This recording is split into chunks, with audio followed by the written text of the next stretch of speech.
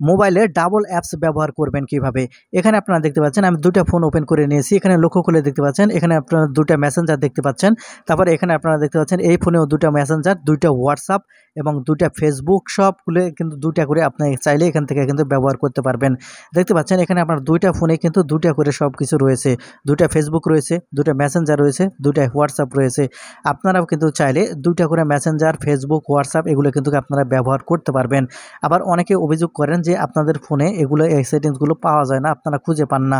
সেজন্য আমি এখান থেকে ২টি মোবাইল দিয়ে দেখিয়ে দিচ্ছি। ২টি মোবাইল দিয়ে দেখাবো, কারণ অনেক সময় দেখা যায় মোবাইলের মডেল অনুযায়ী সেটিংসগুলো আলাদা হয়ে থাকে।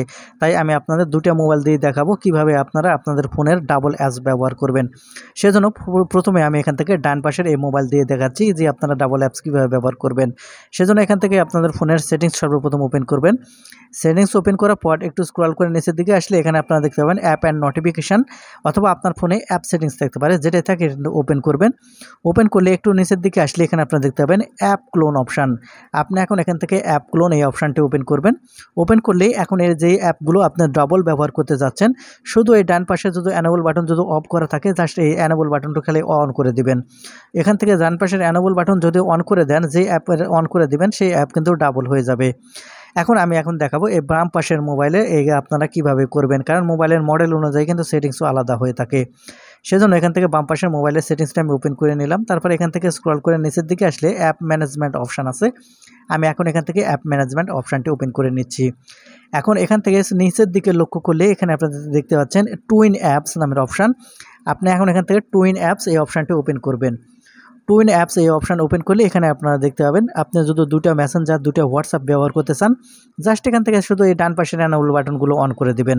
তাহলে কিন্তু আপনাদের মোবাইলে 2টা মেসেঞ্জার, 2টা হোয়াটসঅ্যাপ আপনাদের হয়ে যাবে। এখন অনেকের মোবাইলে কিন্তু এই সেটিংসগুলো থাকে না, আবার অনেকেই খুঁজে পান না। এই 2টা মোবাইলে আমি মডেল দেখালাম, এই 2টাতে যদি এভাবে যদি আপনি না পান, তাহলে আপনারা যে কাজটি করবেন, এখান থেকে আপনাদের ফোনের যে সেটিংসের যে সার্চ বার আছে, এই সার্চ বারটি ওপেন করবেন। এখান থেকে সার্চ বার ওপেন করার পরে এখান থেকে প্রথমে আপনারা এখান থেকে ডাবল অ্যাপ লিখে আপনারা এখান থেকে সার্চ করবেন, অর্থাৎ ডুয়াল অ্যাপ লিখে এখান থেকে আপনারা প্রথমে সার্চ করবেন, তাহলেই আপনারা পেয়ে যাবেন। আর ডুয়াল অ্যাপ লিখে যদি সার্চ করে যদি না পান, তাহলে এখান থেকে আপনারা অ্যাপ টুইন লিখে আবারও সার্চ করবেন।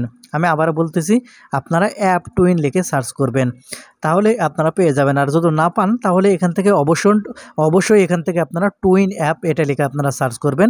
তাহলে দেখতে পাবেন এই 3টা লিখে সার্চ করলেই দেখতে পাবেন আপনার মোবাইলে কোনো না কোনো সেটিংস কোনো না জায়গায় আছে, অবশ্যই আছে।